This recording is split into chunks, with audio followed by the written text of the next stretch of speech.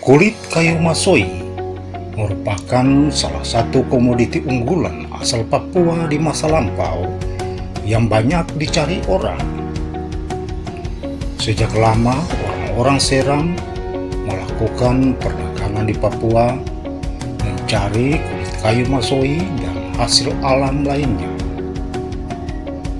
Tercatat pada tahun 1602, orang-orang Seram Laut dari bagian timur Pulau Seram melakukan perdagangan yang luas ke Papua hingga daerah timur. Sebelum lanjut, silakan subscribe dulu agar tidak ketinggalan informasi channel ini.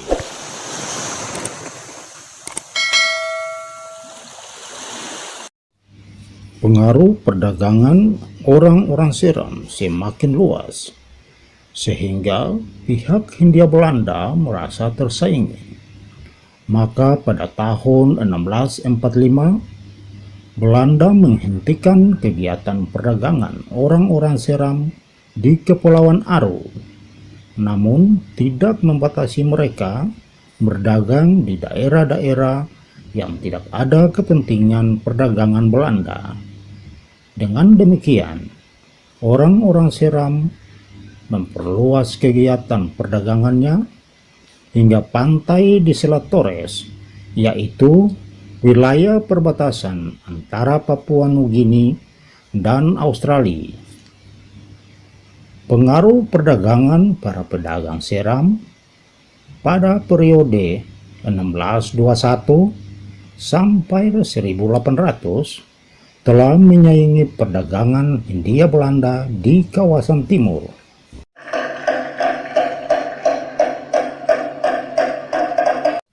Daerah Papua pada abad 17 belum menjadi perhatian pemerintah Hindia Belanda karena dianggap tidak menguntungkan secara ekonomis. Dengan demikian, orang-orang Seram secara bebas berdagang di Papua dan menerapkan sistem monopoli dagang. Mereka membangun jaringan perdagangannya yang disebut Sosolot.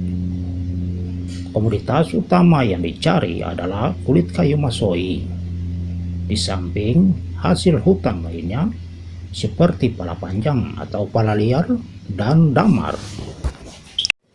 Para pedagang Seram di tahun 1670 bergeser dari Semenanjung Onen dan menetapkan pusat perdagangan di pesisir pantai Kouyai termasuk Teluk Triton.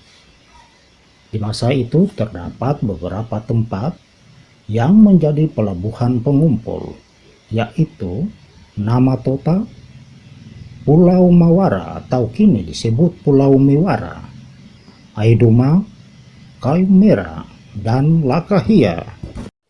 Pada abad ke-17, kapal-kapal Belanda hanya sesekali lakukan patroli di New Guinea untuk menghalau kekuatan-kekuatan asing.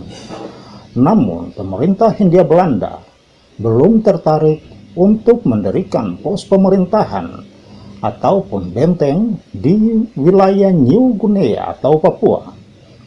Hingga abad ke-19, barulah Belanda menaruh perhatian kepada daerah New Guinea atau kini Papua, karena ada kekhawatiran bila Inggris akan masuk di sini tentu dapat mengganggu kepentingan perdagangan Belanda di Maluku.